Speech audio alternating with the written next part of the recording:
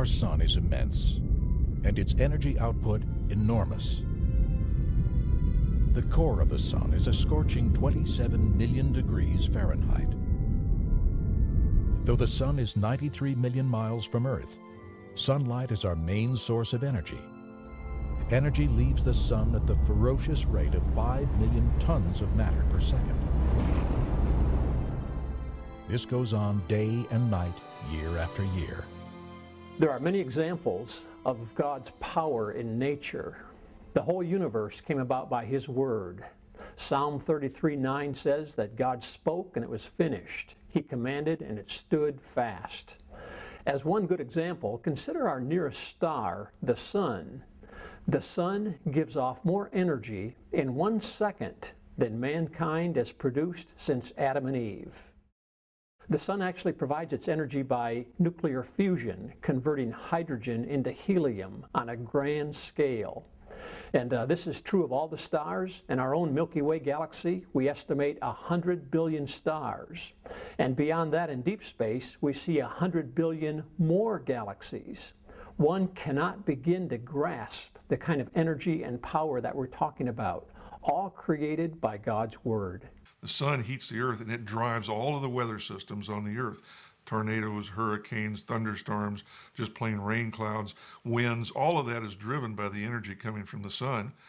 And the energy that we have on earth is only 1/billionth of the amount of energy that's coming from the sun.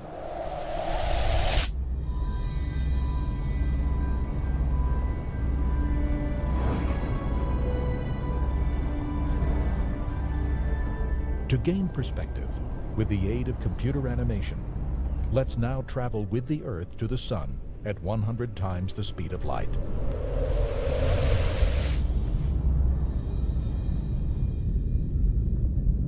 From this view, we begin to appreciate the magnitude of our home star. Over 1 million Earths would fit inside the sun. Yet our sun is an average-sized star. Many stars in our own galaxy dwarf it. Arcturus is the fourth brightest star in the night sky. Though 200 trillion miles away, this orange giant is visible to the naked eye.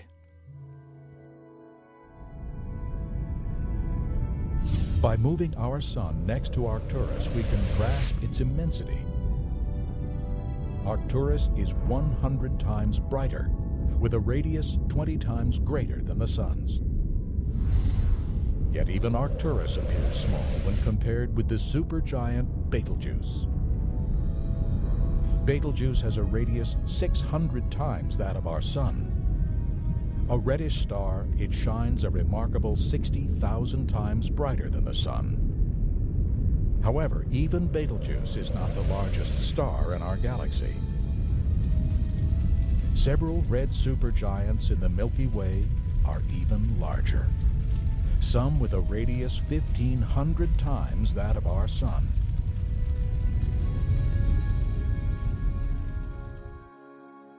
Well, one of the things in creation that I think really exhibits God's power is the power released in stars.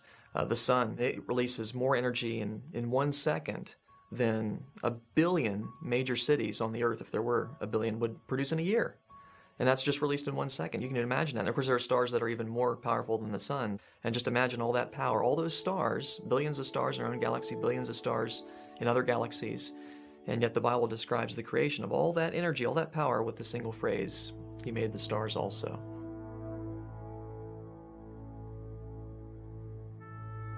When we consider that these ratios present only a sliver of our Creator's power, certainly we can agree with the psalmist when he exhorts, "Let all the earth fear the Lord." Of course, the stars reveal more than raw power. Without the light of the sun, all life on earth would soon perish. The sun's life-giving energy provides a constant reminder of our Creator's steadfast love, the God who shines His gift of light on all.